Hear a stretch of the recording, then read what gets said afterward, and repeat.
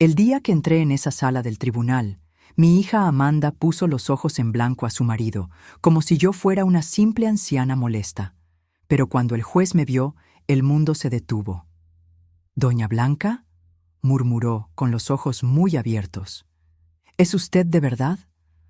Todo el tribunal quedó en un silencio absoluto, mientras mi hija y su arrogante esposo intercambiaban miradas de pánico. Pero antes de continuar, asegúrate de ya estar suscrito al canal y escribe en los comentarios ¿desde dónde estás viendo este video? Nos encanta saber hasta dónde llegan nuestras historias.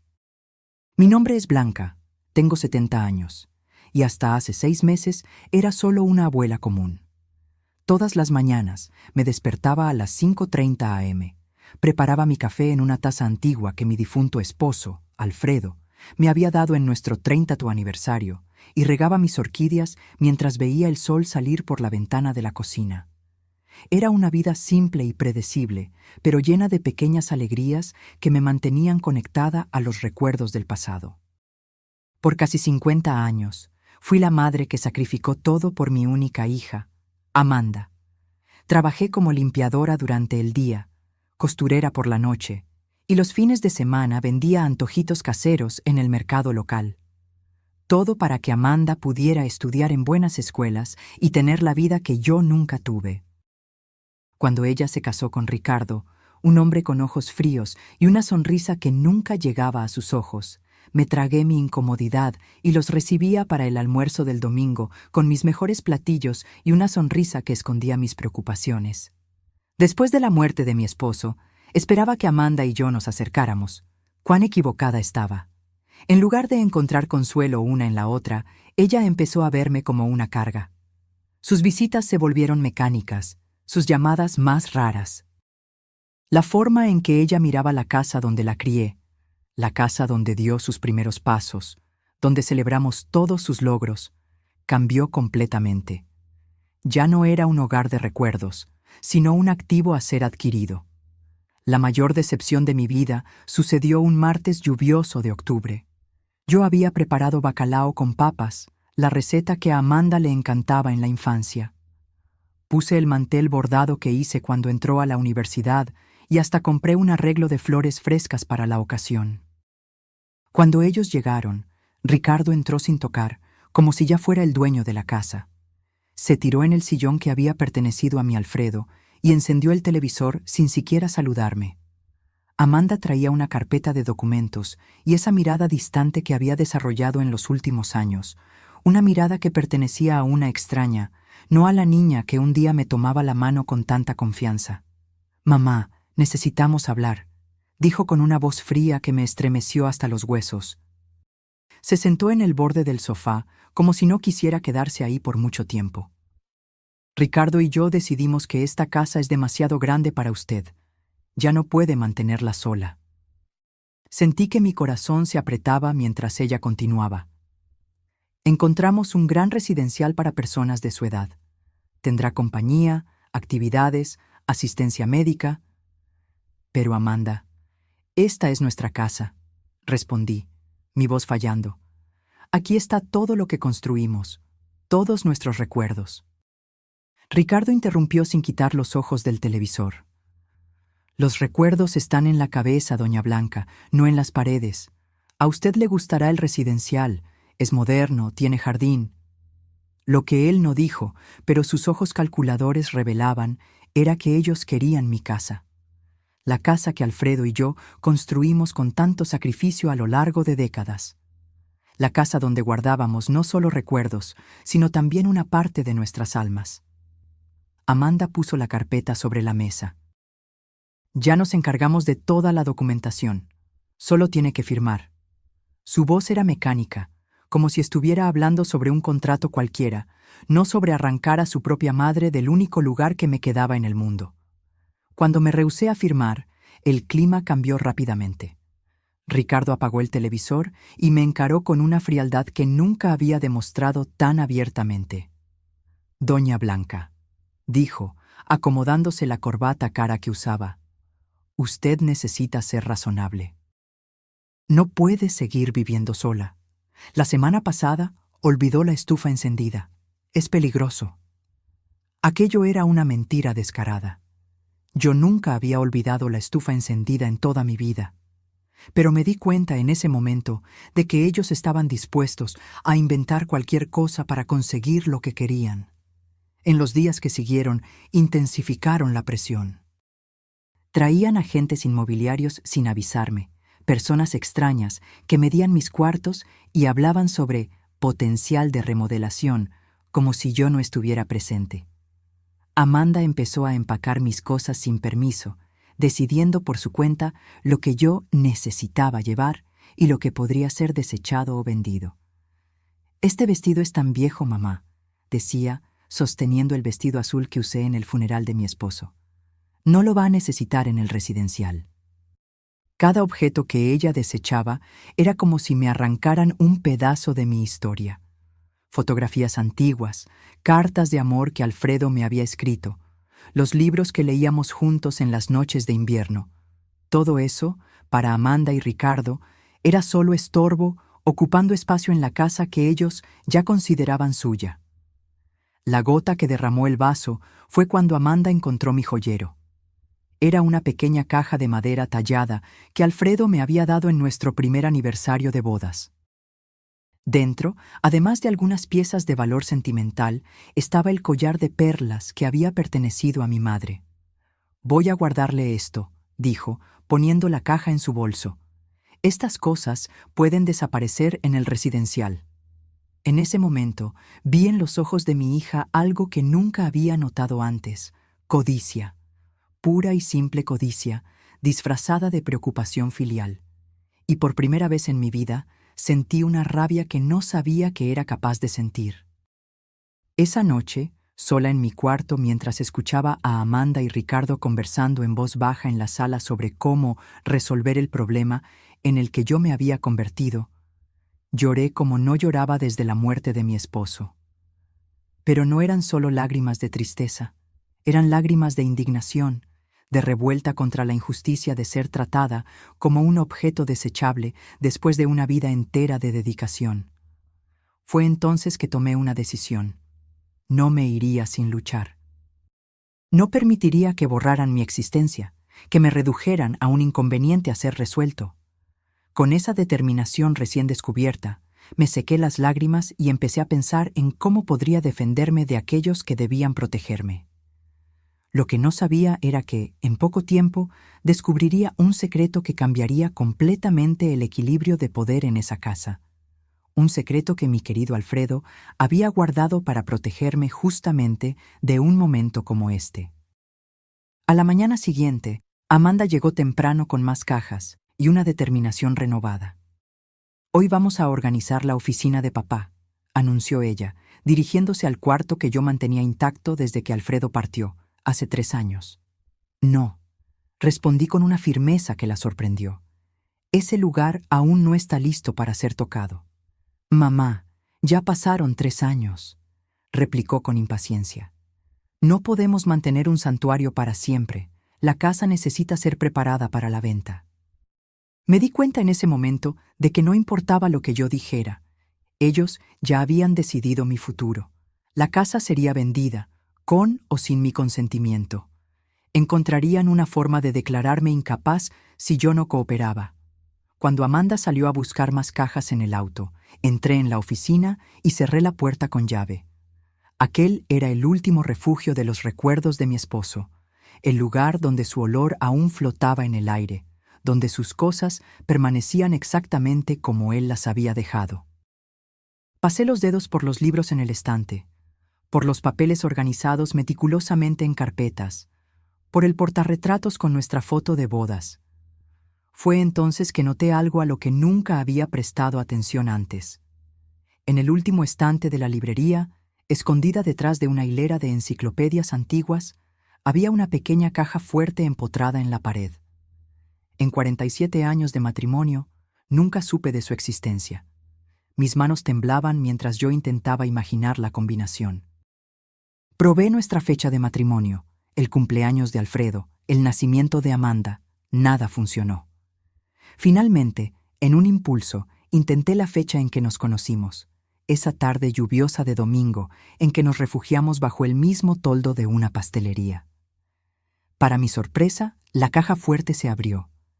Dentro había una carpeta de cuero con las iniciales de Alfredo grabadas en dorado.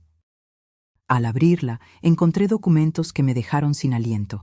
Escrituras de propiedades, extractos bancarios de cuentas que yo desconocía, certificados de acciones en empresas de renombre, pólizas de seguros con valores que me hacían dar vueltas la cabeza. Y en medio de todo eso, un sobre sellado con mi nombre escrito en la caligrafía inconfundible de mi esposo. Con las manos temblorosas, abrí el sobre y empecé a leer. Mi querida Blanca, si estás leyendo esta carta, significa que yo ya partí y que tú encontraste lo que guardé para proteger tu futuro.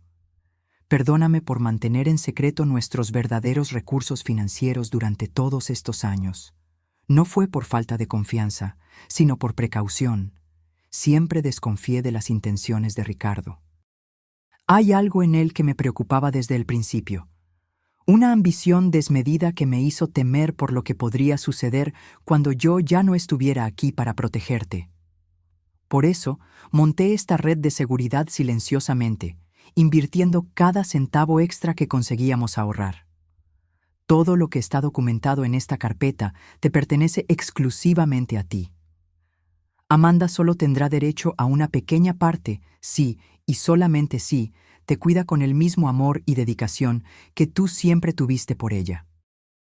En caso contrario, tú tienes todo el poder para protegerte. Usa este poder con sabiduría, mi amor, no por venganza, sino para garantizar el respeto que te mereces. En el fondo, Amanda es una buena persona, solo fácilmente influenciable.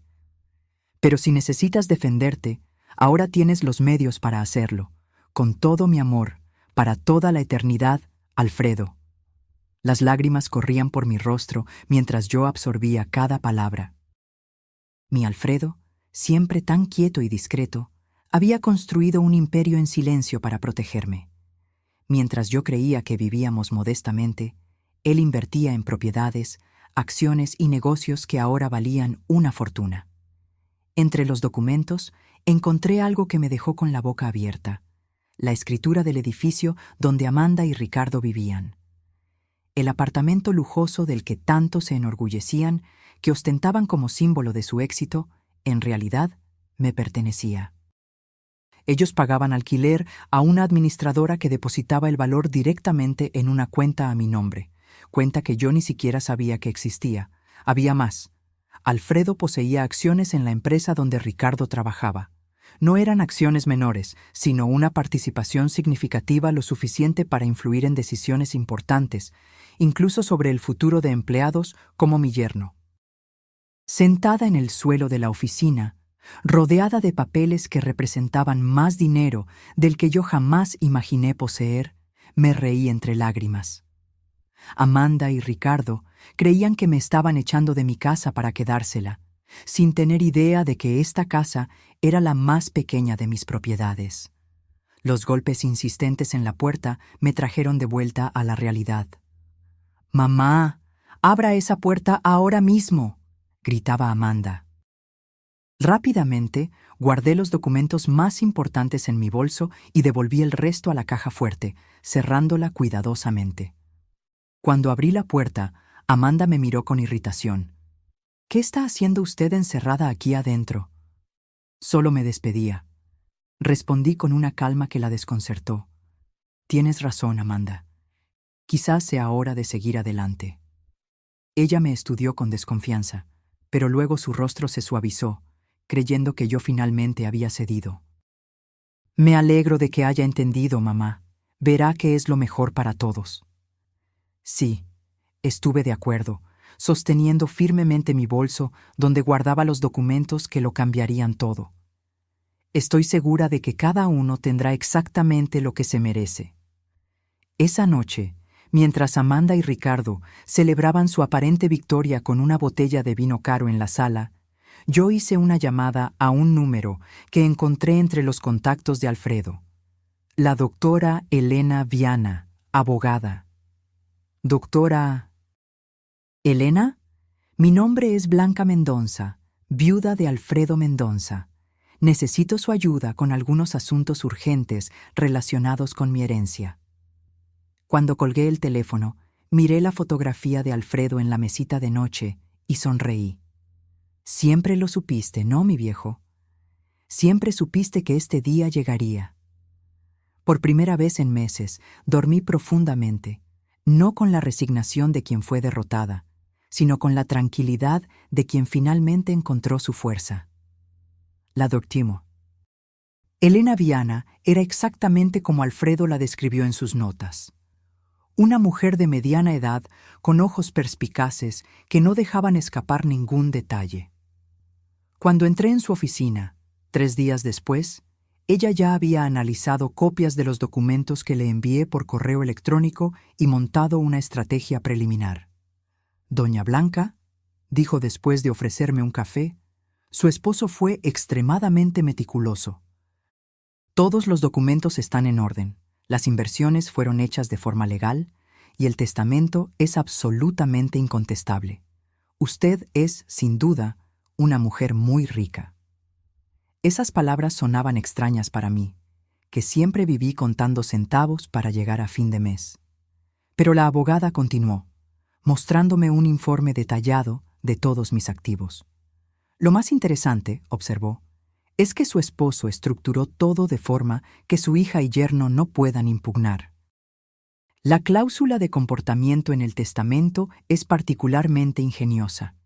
Ellos solo tendrían derecho a una parte de los bienes si la cuidaran a usted con amor y respeto. Considerando lo que usted me contó sobre los intentos de ellos de removerla de su propia casa, podemos argumentar con facilidad que esa cláusula fue violada.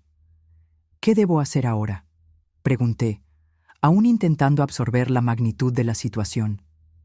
Elena se inclinó hacia adelante con un brillo determinado en los ojos. Primero, no firme absolutamente nada que ellos le pongan delante. Segundo, necesito que usted mantenga la apariencia de que aún no descubrió nada. Cuanto más se expongan, mejor para nuestro caso. ¿Y en cuanto a la casa? Déjelos pensar que vencieron, por ahora. Finja que está considerando la mudanza al residencial. Pida visitar el lugar. Cuestione sobre los costos. Cuanto más se rebelen, más munición tendremos. En las semanas siguientes, seguí las orientaciones de Elena al pie de la letra. Permití que Amanda y Ricardo continuaran con sus planes, fingiendo resignación mientras secretamente documentaba cada conversación, cada amenaza velada, cada intento de menospreciarme o de hacerme parecer incapaz. Ricardo llegó a traer un médico amigo para evaluar mi condición mental. Un hombre que apenas me examinó antes de sugerir que yo podría estar desarrollando demencia. Grabé toda la consulta fraudulenta en mi celular siguiendo las instrucciones de Elena. Amanda, por su parte, intensificó sus esfuerzos para vaciar la casa. Cajas y más cajas de mis recuerdos eran empacadas, etiquetadas y enviadas para donación, o simplemente desechadas. Dolía ver mis recuerdos siendo tratados con tanto desprecio, pero me mantuve firme, sabiendo que cada acto de ellos solo fortalecía mi caso. Una tarde, mientras Amanda catalogaba mis pertenencias en la sala, dejé escapar una información, como quien no quiere nada. ¿Sabes, Amanda? Estaba pensando en darte mi collar de perlas antes de ir al residencial. Era de tu abuela, al fin y al cabo. Ella dejó de hacer lo que estaba haciendo, visiblemente interesada. ¿El collar de perlas? ¿El que guardabas en la cajita de madera? Sí, pero no consigo encontrarlo. ¿Tú lo viste por ahí? Amanda se ruborizó ligeramente. No. No sé de qué está hablando. Es extraño, continué inocentemente. Tampoco encuentro los aretes de zafiro que tu papá me dio en nuestro 40º aniversario. Espero que no se hayan perdido en la mudanza. Vi la incomodidad en sus ojos, la culpa momentánea que pronto fue sustituida por una excusa mal elaborada sobre haber guardado mis joyas en un lugar seguro. Más tarde, reporté esa conversación a Elena, que sonrió satisfecha. Perfecto, estamos construyendo un caso sólido de abuso patrimonial. El momento decisivo vino cuando, siguiendo el consejo de Elena, pedí visitar el tal residencial antes de tomar mi decisión final. Amanda y Ricardo me llevaron un domingo, mostrándome un lugar que parecía más un depósito de ancianos que el paraíso que habían prometido. Cuartos minúsculos, empleados sobrecargados y un olor a desinfectante que apenas disimulaba el olor a orina en el aire. ¿No es maravilloso, mamá?, Amanda preguntó con entusiasmo forzado. Mire, hasta tiene una sala de televisión comunitaria. Miré la deprimente sala donde media docena de ancianos miraban fijamente un televisor antiguo y sentí que mi estómago se revolvía. ¿Cuánto cuesta este lugar?, pregunté. Ricardo respondió prontamente. No se preocupe por eso. Venderemos su casa y el dinero será más que suficiente para cubrir los costos por muchos años. ¿Y si vivo más tiempo que el dinero? El silencio que siguió fue respuesta suficiente. Ellos no habían pensado en eso, o peor, habían pensado y no les importaba. De vuelta a casa, permanecí en silencio mientras ellos discutían animadamente sus planes para remodelar la casa tan pronto yo me fuera. Hablaban sobre derrumbar paredes, modernizar la cocina, transformar mi cuarto en una oficina en casa para Ricardo. ¿Y el cuarto de papá?, pregunté de repente. Amanda vaciló. Bueno, estábamos pensando en transformarlo en un cuarto de huéspedes o quizás un closet más grande. Entiendo, respondí, mirando por la ventana del auto para esconder el dolor en mis ojos. Esa noche, llamé a Elena y le dije, «Estoy lista, vamos a seguir con el plan». 2 días después, Amanda y Ricardo aparecieron con los papeles finales para la transferencia de la casa y mi internamiento en el residencial. Un hombre de traje los acompañaba, el abogado de ellos, que después descubrí que era solo un amigo de Ricardo que trabajaba como consultor inmobiliario.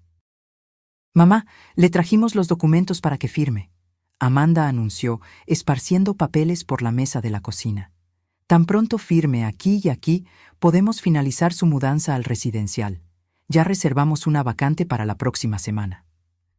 Miré los papeles con calma, fingiendo estudiarlos mientras escuchaba el timbre sonar. «¿Quién puede ser?», preguntó Ricardo, irritado con la interrupción. «Debe ser mi amiga Margarita», respondí inocentemente. Le pedí que viniera a ayudarme con algunas cosas. Cuando Ricardo abrió la puerta, no fue Margarita quien entró, sino Elena Viana, acompañada por un oficial de justicia y un asistente social. «Buenas tardes», dijo con una sonrisa profesional. «Soy la doctora Elena Viana, abogada de la señora Blanca Mendonza. Venimos para una visita oficial relacionada con una denuncia de intento de estafa y abuso contra un anciano». El rostro de Amanda perdió todo color, mientras Ricardo intentaba mantener la compostura. «Debe haber algún error», dijo, extendiendo la mano que Elena ignoró completamente. «Solo estamos ayudando a mi suegra a mudarse a un lugar más adecuado a su edad». «Interesante», respondió Elena, apuntando a los papeles en la mesa. «Entonces puedo presumir que estos documentos fueron revisados por un abogado independiente representando los intereses de la señora Blanca». El silencio fue ensordecedor. «También me gustaría informar», continuó Elena, «que tenemos razones para creer que joyas y objetos de valor pertenecientes a la señora Blanca fueron removidos de esta residencia sin su autorización. El oficial de justicia posee un mandamiento para verificar esos artículos». Fue entonces que vi algo que nunca olvidaré. El momento exacto en que mi hija se dio cuenta de que su plan se estaba desmoronando. Sus ojos se abrieron con pánico, después se estrecharon con rabia y finalmente se llenaron de lágrimas cuando la comprensión la alcanzó. «Mamá», susurró, «¿qué hiciste?». Me levanté lentamente, sintiendo una fuerza que no sabía que poseía. «¿Qué hice yo, Amanda? Me defendí, así como tu papá sabía que un día yo necesitaría hacerlo». El oficial de justicia y el asistente social empezaron a documentar el estado de la casa, fotografiando las cajas apiladas, los cuartos parcialmente vaciados, los papeles de transferencia sin firmar sobre la mesa. Elena permanecía a mi lado, una presencia calma y autoritaria que emanaba confianza. «Señora Blanca», dijo el asistente social, «¿usted se siente coaccionada a dejar su residencia en contra de su voluntad?» «Sí», respondí con firmeza. «Mi hija y mi yerno me han presionado por meses, llegando a amenazar con declararme mentalmente incapaz si yo no accedía a ir a un asilo». Amanda se adelantó, indignada. «Esto es absurdo. Solo estamos intentando cuidarla. Ella está confundida, ha olvidado cosas, ha dejado la estufa encendida». «Interesante», interrumpió Elena, retirando un pequeño dispositivo de su bolsillo. «Tengo aquí grabaciones de los últimos 2 meses que contradicen esa afirmación, incluyendo una conversación donde el señor Ricardo admite haber inventado el incidente de la estufa para convencer a la señora Amanda de que su madre no podría más vivir sola». Ricardo palideció. «Eso es ilegal. Usted no puede grabar personas sin consentimiento». «En realidad», Elena sonrió, «la señora Blanca grabó conversaciones en su propia casa, donde ella tiene todo el derecho de proteger sus intereses. Además, tenemos informes médicos recientes atestando su plena capacidad mental, realizados por profesionales independientes, no por amigos médicos traídos por el señor». El asistente social hizo anotaciones en su tabla, mientras el oficial de justicia continuaba su trabajo metódico. Amanda se desplomó en una silla, llorando abiertamente ahora. «Mamá, ¿por qué está haciendo esto con nosotros? Somos su familia». «¿Familia?», repetí, sintiendo una mezcla de tristeza e indignación. «¿Fue como familia que empacaste mis recuerdos como si fueran basura? ¿Fue como familia que tomaste las joyas de tu abuela sin permiso? ¿Fue como familia que tú y Ricardo planearon abandonarme en un asilo de 5ª categoría para quedarse con mi casa?» «No es así», sollozó. «Ricardo me convenció de que era lo mejor para usted. Él dijo que usted estaba perdiendo la memoria, que era peligroso que usted viviera sola». «¿Y tú le creíste a él en vez de confiar en tu propia madre?», pregunté, sintiendo que mi corazón se rompía de nuevo. «¿Me conoces tan poco así?». Ricardo, dándose cuenta de que la situación estaba fuera de control, intentó recuperar la autoridad. «Esto es un malentendido que podemos resolver en familia. No necesitamos abogados u oficiales de justicia. Doña Blanca, siempre quisimos lo mejor para usted». «¿Lo mejor?», Elena intervino. «Como los intentos de transferir la propiedad de la casa al nombre de la señora Amanda, antes incluso de la mudanza de la señora Blanca al residencial, o los retiros no autorizados de la cuenta bancaria de la señora Blanca en los últimos meses». Los ojos de Amanda se abrieron. «No sé de qué está hablando, mamá. Juro que no tomé su dinero». «No, tú no lo tomaste», respondí con calma. «Pero Ricardo sí. Tengo extractos bancarios mostrando transferencias hechas con mi tarjeta a una cuenta conjunta de ustedes, en fechas en las que yo ni siquiera estaba en casa». Ricardo se ajustó la corbata, visiblemente incómodo. «Debe haber algún error». «No hay error alguno», continué, sintiendo una extraña calma envolverme. «Así como no es error que ustedes pensaban que yo era una anciana pobre e indefensa, fácil de manipular y desechar. Pero hay algo que ustedes no saben». Caminé lentamente hasta mi bolso y retiré una carpeta de documentos que Elena había preparado para mí. «Tu papá, Amanda, no era solo el contador discreto que conociste. Él construyó silenciosamente un imperio financiero a lo largo de los años, y te lo dejó todo a ti». Puse sobre la mesa escrituras de propiedades, certificados de acciones, extractos bancarios con valores que hacían que los ojos de Ricardo se abrieran con incredulidad y codicia. «¿Este edificio en la Avenida Paulista?», señalé una de las escrituras. «Es mío, así como el terreno en la costa que ustedes visitaron el verano pasado, creyendo que pertenecía a su jefe, Ricardo». Amanda tomó los papeles con manos temblorosas. «No puede ser verdad». «Es verdad», confirmó Elena. «Y hay más. ¿El apartamento donde ustedes viven? También le pertenece a la señora Blanca. Ustedes pagan alquiler a una administradora que deposita el valor directamente en una cuenta a nombre de ella. Ricardo se tambaleó como si hubiera recibido un puñetazo. Esto es imposible. ¿Y esas acciones de la empresa donde usted trabaja, Ricardo? Las que fueron compradas por un inversionista anónimo hace 5 años y que garantizaron su ascenso, también son mías. El silencio que siguió fue absoluto. Ricardo parecía haber envejecido 10 años en 10 minutos. Amanda me miraba como si estuviera viendo un fantasma. ¿Por qué papá nunca nos lo contó? Ella finalmente preguntó, su voz casi inaudible. Porque él no confiaba en las intenciones de Ricardo, y por lo visto, estaba en lo correcto al ser precavido.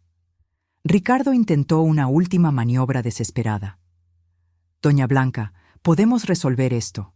Obviamente hubo un malentendido. No sabíamos de estos recursos, solo estábamos preocupados por su seguridad. Si usted tiene tantos medios, podemos encontrar un lugar mejor, más lujoso. No estoy interesada en ningún lugar mejor, respondí firmemente. Esta es mi casa, y aquí me voy a quedar. ¿Y en cuanto a nuestro apartamento? Amanda preguntó, con lágrimas corriendo por su rostro. ¿Nos va a desalojar? Eso depende, respondí, sintiendo una mezcla de dolor y determinación. ¿De cuánto ustedes están dispuestos a aprender sobre respeto, dignidad y amor verdadero? Elena entonces tomó la palabra. Mientras tanto, tengo aquí una orden judicial temporal impidiendo que cualquiera de ustedes remueva más artículos de esta casa o intente transferir su propiedad.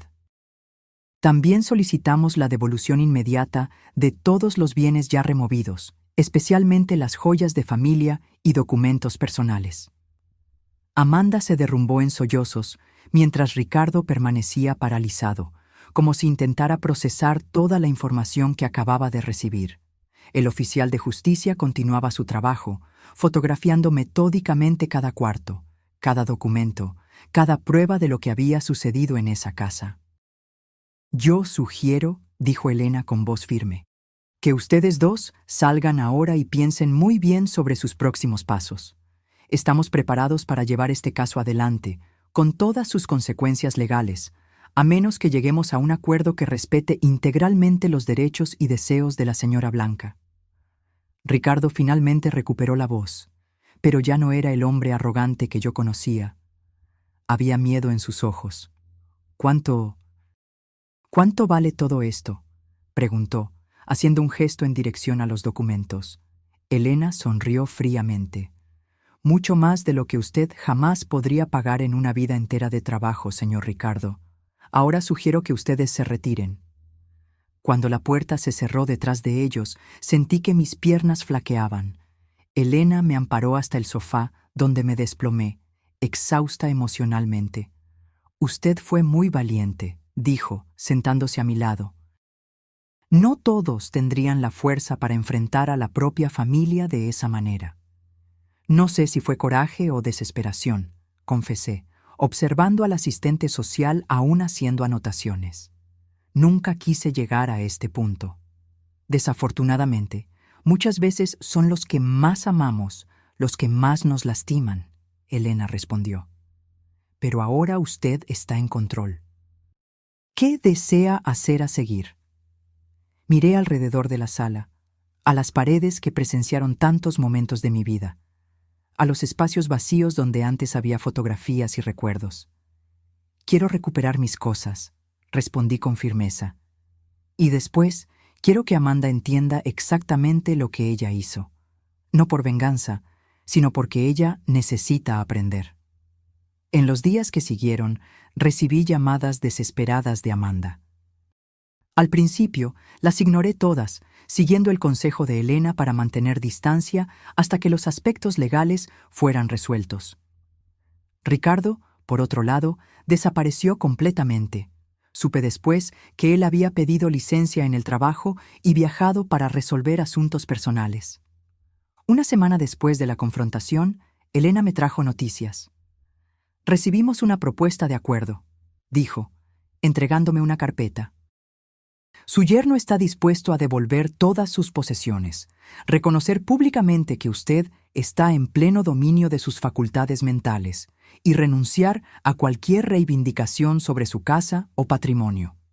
¿Y qué quiere él a cambio?, pregunté, conociendo demasiado bien el carácter de Ricardo para creer en arrepentimiento sincero. Que usted no use su influencia como accionista para perjudicarlo en la empresa y que no lo desaloje del apartamento inmediatamente. Él pide 6 meses para encontrar otro lugar. Consideré la propuesta por un momento. ¿Y Amanda? ¿Qué dice ella sobre esto? Elena vaciló. Su hija no participó en esta negociación. Por lo que entendí, hay tensiones en el matrimonio después de la revelación. Aquello no me sorprendió. Ricardo siempre había sido el tipo de hombre que abandona el barco cuando empieza a hundirse. Ahora que sabía que no conseguiría mi fortuna, probablemente ya estaba culpando a Amanda por el fracaso del plan. Diga a Ricardo que acepto sus condiciones, con una salvedad. Respondí después de pensar por un momento. Si él quiere permanecer en el apartamento por 6 meses, tendrá que aumentar el valor del alquiler en 50%. Al fin y al cabo, ahora él sabe quién es el verdadero propietario. Elena sonrió. Será un placer transmitir su mensaje. 2 semanas después, recibí una visita inesperada.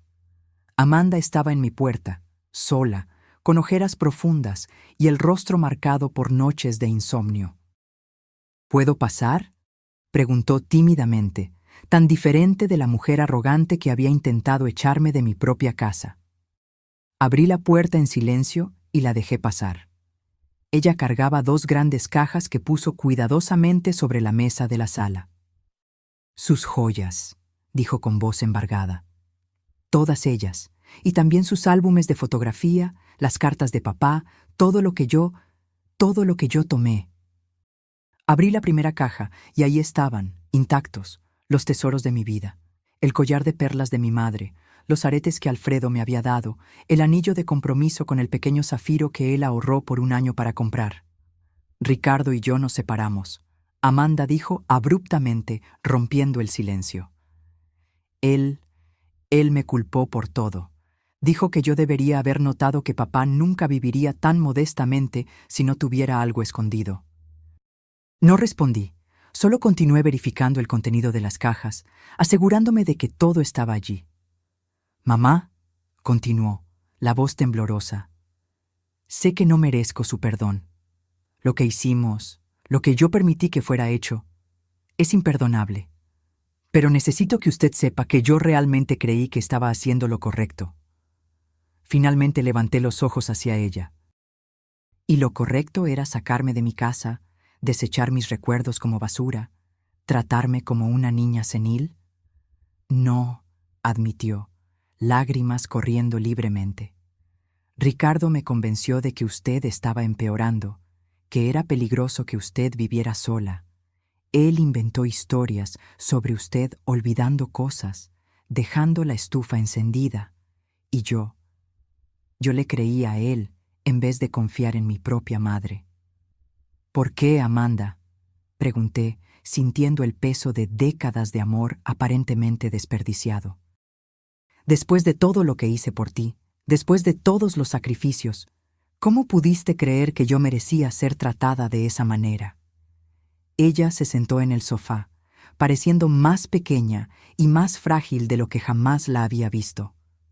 «Porque era más fácil», confesó finalmente. «Era más fácil creer que usted necesitaba ayuda que admitir que yo me había casado con un hombre que solo se preocupaba por dinero y estatus. Era más fácil fingir que estábamos cuidándola que enfrentar la verdad sobre lo que nos habíamos convertido». Su rostro se contorsionó con vergüenza genuina. Cuando Ricardo sugirió por primera vez que vendiéramos la casa, yo dije que no. Entonces él empezó a plantar dudas en mi cabeza, pequeñas semillas de preocupación sobre su salud mental, su capacidad de vivir sola. Y yo dejé que esas semillas crecieran porque, en el fondo, quería la casa.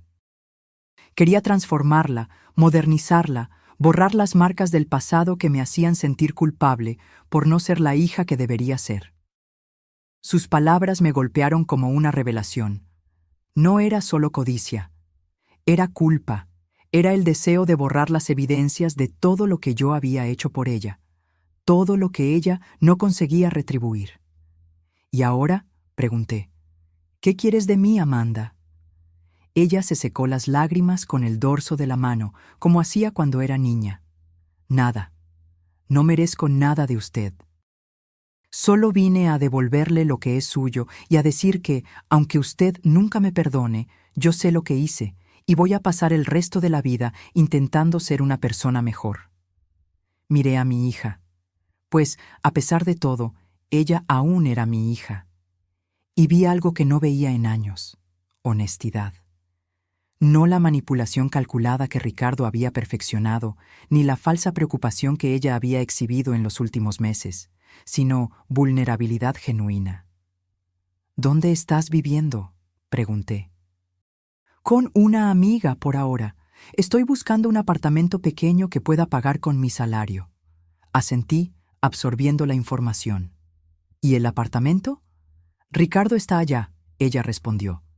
Él se quedó con casi todo en el acuerdo de separación. Dijo que era lo mínimo que yo podía hacer después de arruinar nuestros planes. No pude evitar sonreír con la ironía.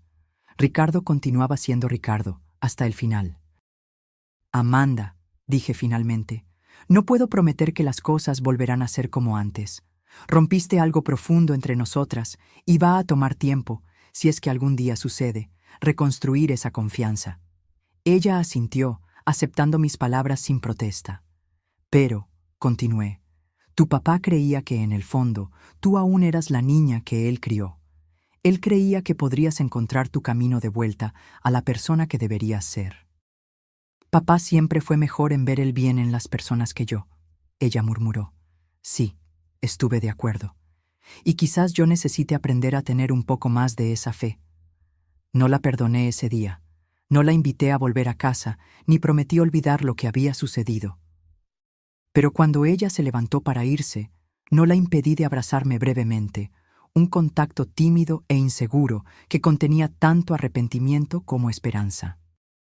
Después de que ella partió, me quedé sola con mis joyas recuperadas y el dolor de una traición que aún estaba muy fresca.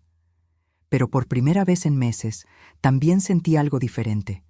No solo la satisfacción de haberme defendido, sino la posibilidad, aunque remota, de curación. 2 semanas después de la visita de Amanda, recibí una llamada inesperada de Elena. Doña Blanca, surgió una situación que usted debería saber.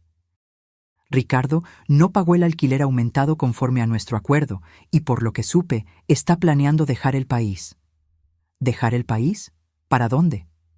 Aparentemente, él tiene un primo en España.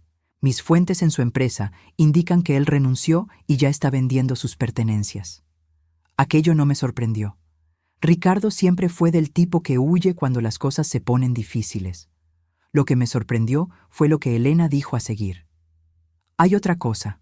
Amanda me buscó ayer, pidiendo ayuda jurídica. Ella descubrió que Ricardo vació sus cuentas conjuntas antes de la separación y la dejó con diversas deudas a su nombre. Sentí un pinchazo en el pecho. A pesar de todo, era mi hija la que estaba sufriendo. ¿Qué pretende hacer ella? Estamos entrando con medidas cautelares para impedir que él salga del país sin resolver sus pendientes. Pero, sinceramente, creo que él ya transfirió el dinero al exterior. Amanda está prácticamente en bancarrota, además de endeudada. Después de colgar, me quedé mirando por la ventana por un largo tiempo, observando el jardín donde Amanda solía jugar cuando era niña. Recordé la carta de Alfredo, de sus palabras sobre usar el poder no para lastimar, sino para proteger y enseñar. Al día siguiente, le pedí a Elena que preparara algunos documentos y llamé a Amanda. Necesitamos hablar, dije simplemente. Ella llegó puntualmente, vestida con ropas simples que yo nunca la había visto usar.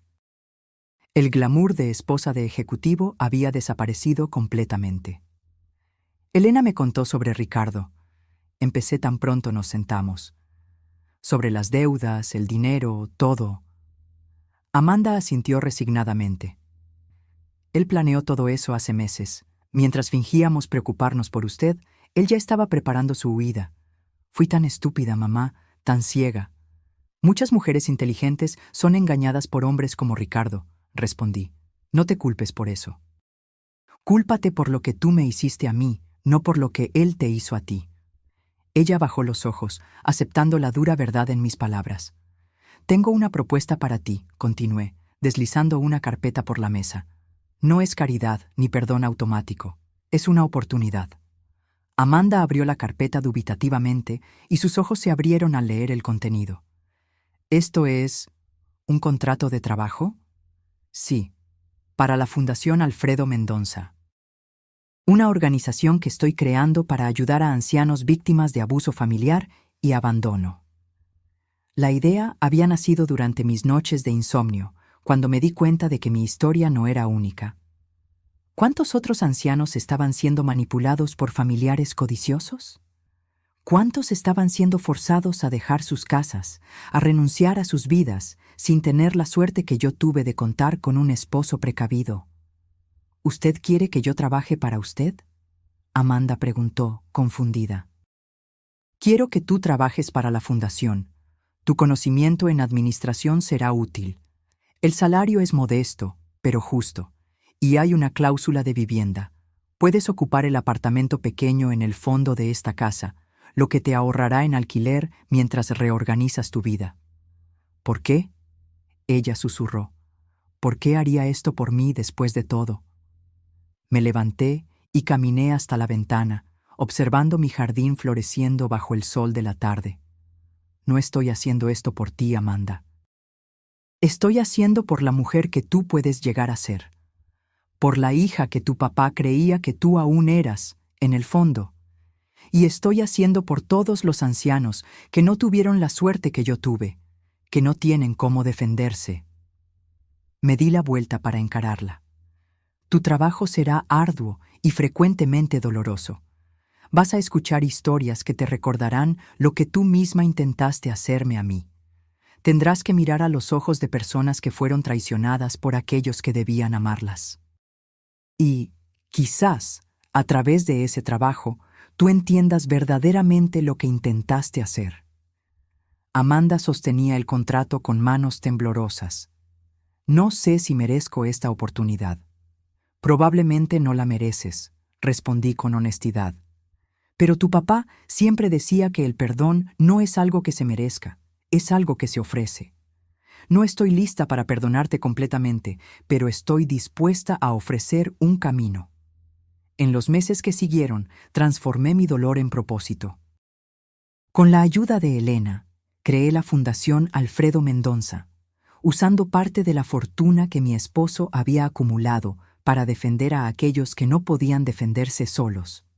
Compramos una casa grande, cerca de la mía, y la transformamos en un centro de apoyo jurídico y emocional para ancianos en situación de vulnerabilidad.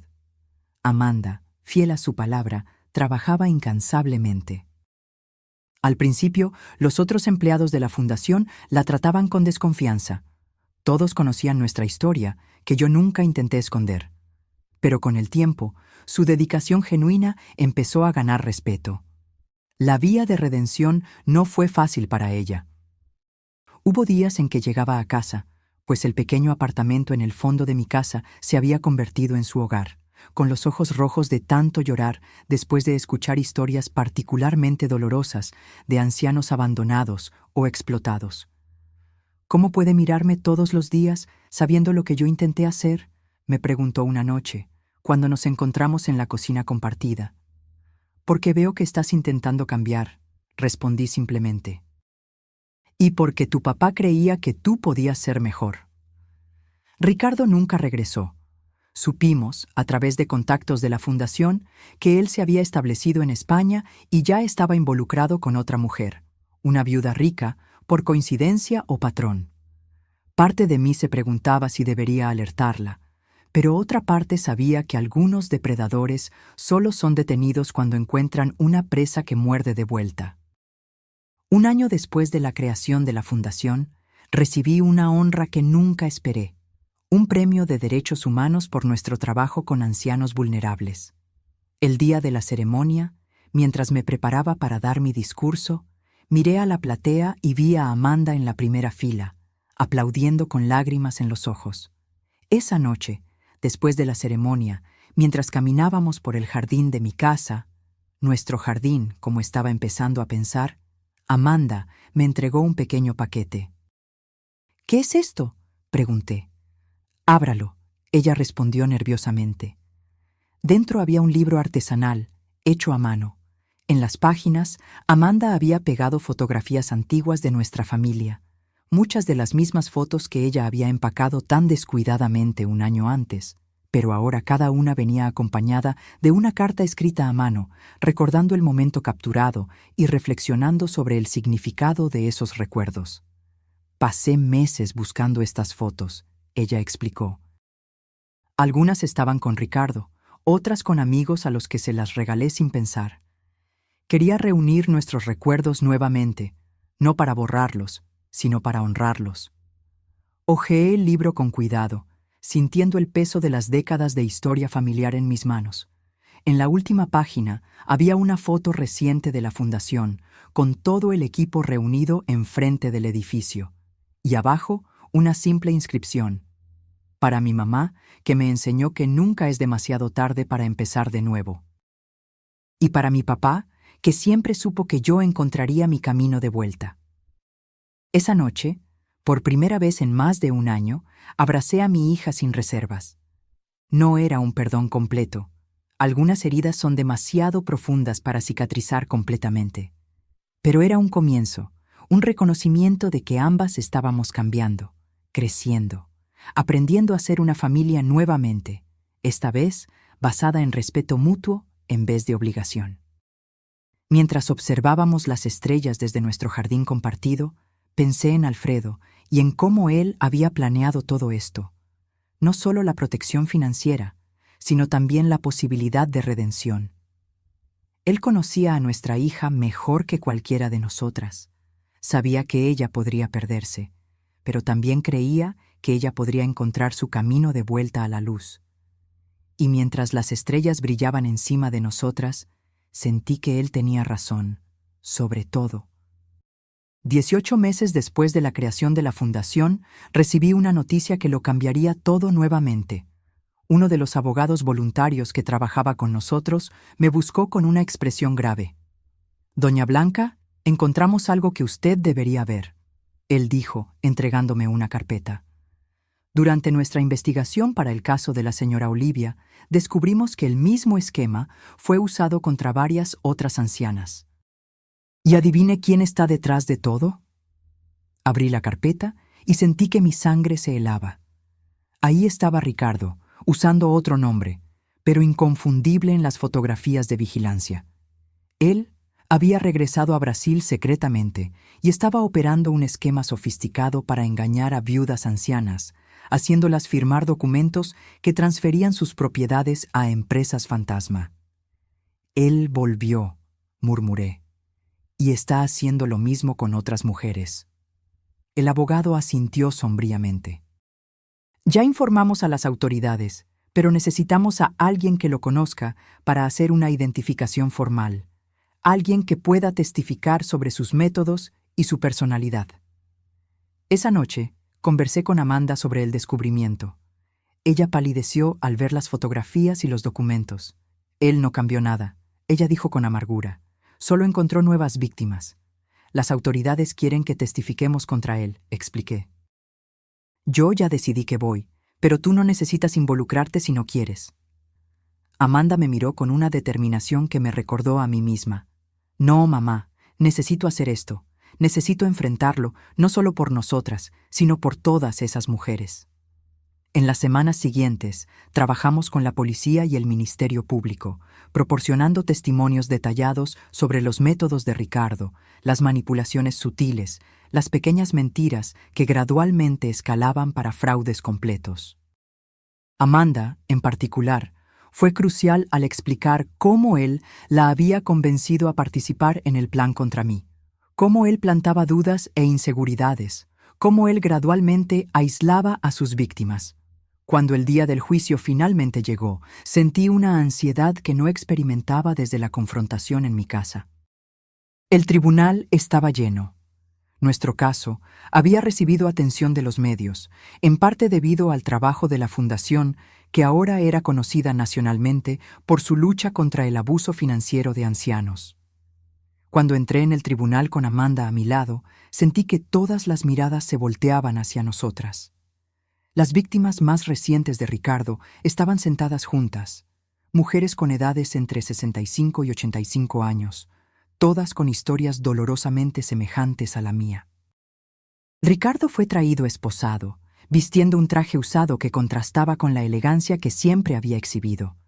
Cuando sus ojos se encontraron con los míos, vi un destello de rabia rápidamente sustituido por aquella máscara de encanto calculado que él usaba también. El momento decisivo vino cuando el juez entró en la sala. Mi corazón casi se paró cuando lo reconocí. Juez Enrique Méndez, anunció el oficial de justicia. Era el joven abogado que había trabajado como pasante en el tribunal décadas atrás, cuando yo era secretaria allí. El mismo hombre tímido que yo había alentado cuando todos los demás lo trataban con desdén. El muchacho para quien yo llevaba café en las noches en que él trabajaba hasta tarde, estudiando para exámenes. Él no me reconoció inmediatamente, ocupado con los procedimientos iniciales. Pero cuando llegó mi turno de testificar, y yo dije mi nombre, vi sus ojos levantarse de los papeles con una expresión de sorpresa y reconocimiento. «¿Doña Blanca?», él preguntó, ajustándose los lentes como si no pudiera creer lo que veía. «¿Blanca Almeida de la Secretaría del Tribunal Regional?». «Sí, su señoría», respondí con una pequeña sonrisa. «Ha pasado mucho tiempo». El juez sonrió brevemente antes de retomar su expresión profesional. «Ciertamente ha pasado. Por favor, continúe con su testimonio».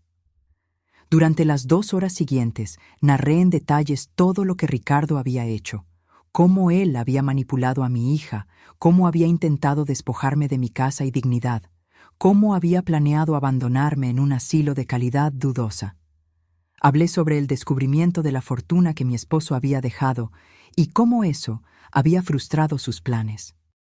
Y ahora, concluí, él está haciendo lo mismo con otras mujeres que no tuvieron la suerte que yo tuve de contar con un esposo precavido. Cuando terminé, la abogada de Ricardo se levantó para el contrainterrogatorio, intentando pintarme como una señora confundida que había imaginado persecución donde había solo preocupación familiar. «Señora Blanca», ella preguntó con falsa simpatía, «¿no es verdad que usted estaba teniendo lapsos de memoria en la época? ¿Que usted a veces olvidaba dónde ponía las cosas, dejaba la estufa encendida?» «No», respondí firmemente. «Nunca tuve tales problemas. Su cliente inventó esas historias para convencer a mi hija de que yo necesitaba ser internada». «¿Y cómo puede usted tener tanta certeza de eso, si tenía problemas de memoria?». Ella insistió con una sonrisa condescendiente. «Objeción, su señoría», intervino el fiscal, argumentativa. «Aceptada», respondió el juez Enrique. «Abogada, reformule su pregunta». Pero antes de que ella pudiera hacerlo, pedí permiso para responder. La señora pregunta cómo puedo tener certeza. Puedo tener certeza porque tengo informes médicos completos realizados después del intento de mi yerno de declararme incapaz. Puedo tener certeza porque tengo grabaciones de él admitiendo que inventó esos incidentes. Y puedo tener certeza porque a los 70 años de edad aún consigo recordar el primer día en que el hoy juez Enrique Méndez entró en el tribunal como pasante, vistiendo un traje azul marino que le quedaba demasiado grande en los hombros, cargando una carpeta de cuero sintético que había ganado de su madre como regalo de graduación. Todo el tribunal se quedó en silencio. El juez Enrique me miraba con una mezcla de sorpresa y emoción. Me acuerdo de cada detalle de ese día, así como me acuerdo de cada detalle del día en que mi yerno y mi hija intentaron convencerme de que yo ya no era capaz de cuidarme a mí misma. Mi memoria, señora abogada, está perfectamente intacta. El silencio que siguió fue roto solo por el sonido de la pluma del juez rasgando algo en su libreta de anotaciones. Amanda testificó enseguida, con una valentía que me llenó de orgullo. Ella habló abiertamente sobre cómo había sido manipulada, sobre su propia culpa y arrepentimiento, sobre el camino de redención que había encontrado a través del trabajo en la fundación. Ricardo me convenció de que mi mamá estaba perdiendo la capacidad mental, ella explicó con la voz embargada. Él empezó con pequeñas sugerencias. ¿Notaste cómo tu mamá olvidó el nombre de aquel actor? ¿Viste cómo confundió las fechas?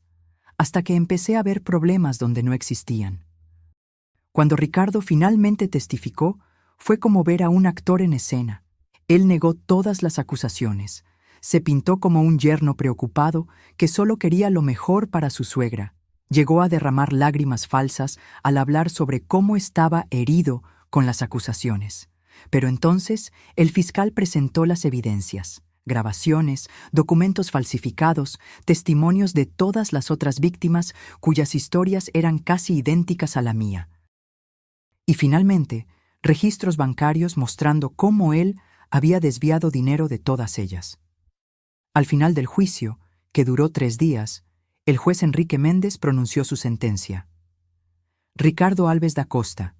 Este tribunal lo considera culpable de todas las acusaciones de estafa, falsedad ideológica, coacción y abuso contra ancianos vulnerables.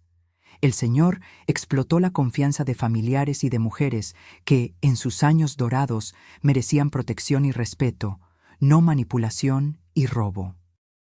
El juez ajustó los lentes, mirando directamente a Ricardo. Particularmente perturbador para este tribunal es la frialdad con que el señor planeó y ejecutó sus crímenes, apuntando específicamente a personas que el señor consideraba débiles e incapaces de defenderse. Él hizo una pausa, entonces continuó con una voz que combinaba autoridad y emoción contenida. Por estos crímenes, condeno al señor a 12 años de reclusión en régimen cerrado, además de la restitución integral a las víctimas y multa proporcional al daño causado. Mientras Ricardo era llevado fuera del tribunal, el juez Enrique me miró y me hizo un pequeño gesto de reconocimiento que pocos notaron, pero que para mí significó todo. Un recordatorio de que bondades pequeñas, como alentar a un joven pasante inseguro décadas atrás, pueden regresar cuando menos se espera. Al salir del tribunal, fuimos rodeadas por reporteros y por otras ancianas que habían asistido al juicio para buscar inspiración y esperanza. Una señora de cerca de 80 años se acercó a mí con lágrimas en los ojos. «Usted me dio valor», ella dijo, tomando mis manos. Después de verla en el periódico hablando sobre la fundación, me di cuenta de que mi sobrino estaba haciendo lo mismo conmigo. Gracias a usted, conseguí parar antes de que fuera demasiado tarde. Esa noche, en casa, Amanda y yo nos sentamos en el jardín con una botella de vino, celebrando no solo la victoria en el tribunal, sino también el camino que habíamos recorrido juntas. ¿Sabes qué es lo más irónico?, ella dijo, mirando a las estrellas. Si Ricardo nunca hubiera intentado tomar su casa, la fundación jamás habría existido. Todas esas mujeres que estamos ayudando ahora no tendrían a dónde ir.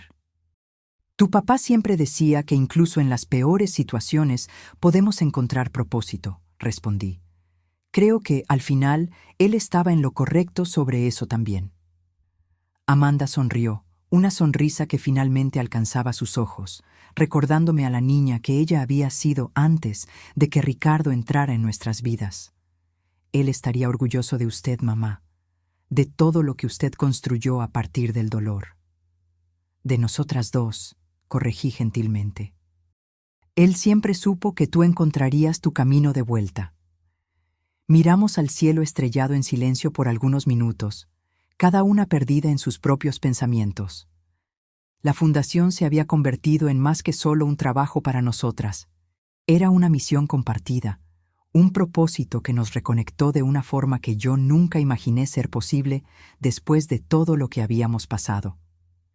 Lo que sucedió hoy en el tribunal, Amanda dijo finalmente, cuando el juez la reconoció, fue como ver al destino desenvolviéndose, como si todas las piezas finalmente encajaran. La vida es así, respondí.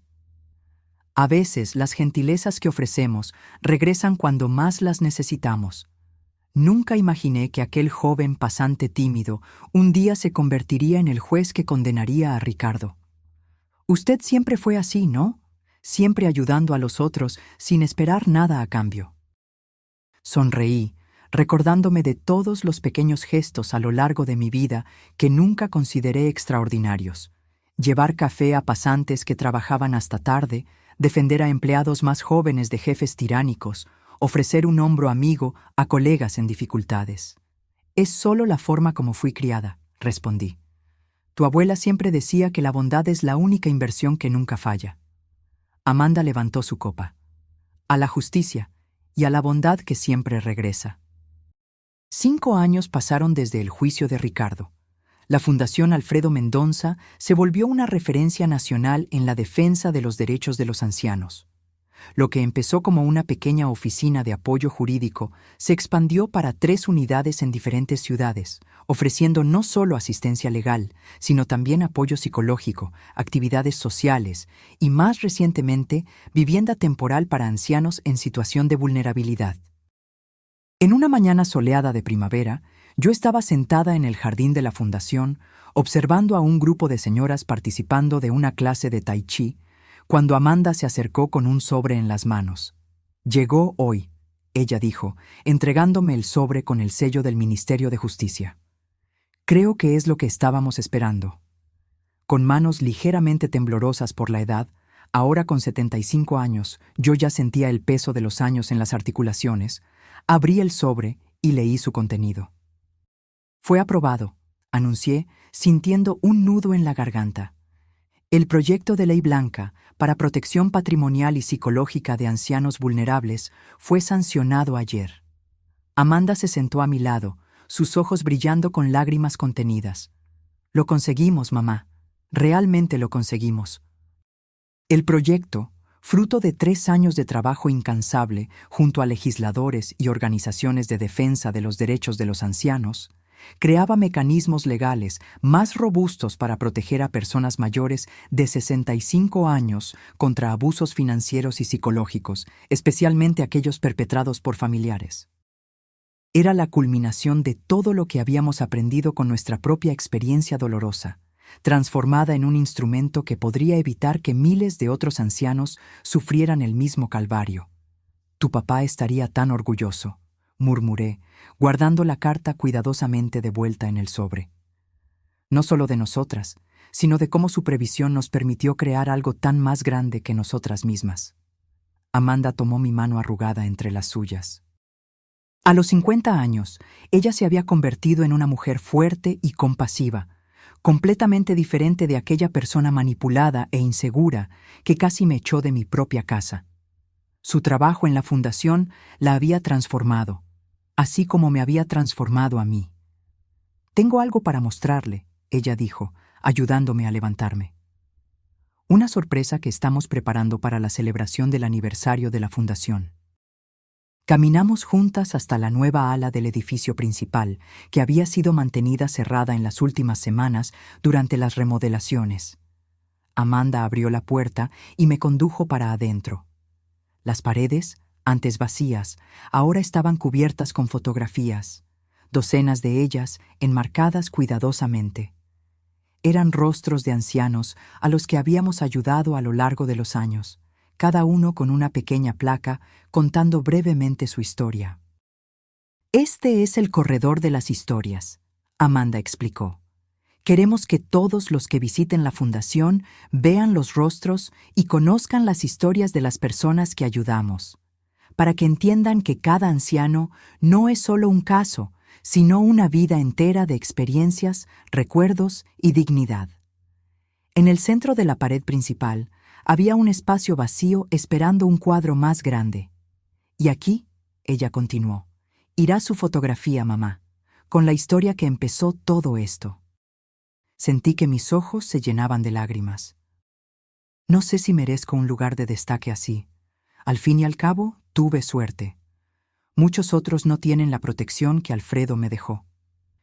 Es exactamente por eso que su historia necesita ser contada, Amanda insistió. Para mostrar que resistir es posible, que nunca es demasiado tarde para defenderse y que incluso las peores traiciones pueden eventualmente llevar a algo bueno. Caminamos lentamente por el corredor, parando para leer algunas de las historias. La señora Olivia, 82 años, que recuperó su casa después de que el sobrino intentó venderla sin su consentimiento. El señor Alberto, 77 años, que escapó de un matrimonio abusivo después de décadas de manipulación psicológica. La señora Carmen, 90 años, que denunció a los hijos por apropiación indebida y ahora daba conferencias sobre independencia financiera en la tercera edad. Todas esas personas, dijo Amanda, encontraron su voz y su fuerza porque usted encontró la suya primero. Esa noche, después de un día cansado pero gratificante, regresé a mi casa, la misma casa que casi perdí 5 años antes.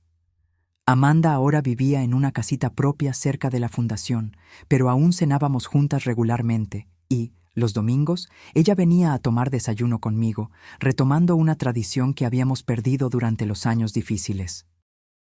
Me senté en el porche con una taza de té, observando el jardín que Alfredo tanto amaba y que ahora estaba más bonito que nunca. Las orquídeas florecían en abundancia, cuidadas por mis manos que, aunque más lentas con la edad, aún sabían exactamente cuánta agua y sol cada planta necesitaba. Pensé en cómo mi vida había cambiado completamente en estos últimos años.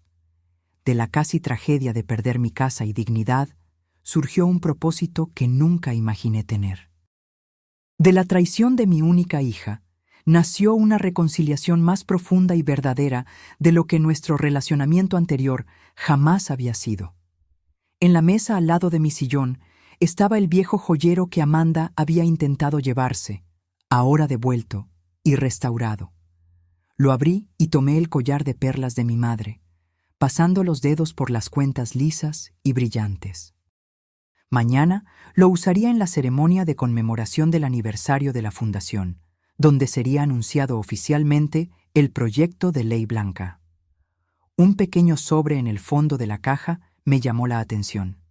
Lo abrí y encontré una nota escrita a mano por Amanda.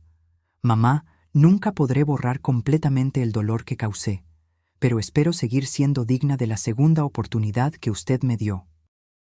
Cada día en la fundación me recuerda que nuestro trabajo no es solo sobre leyes y derechos, sino sobre restaurar la dignidad que muchos intentan quitar de nuestros ancianos.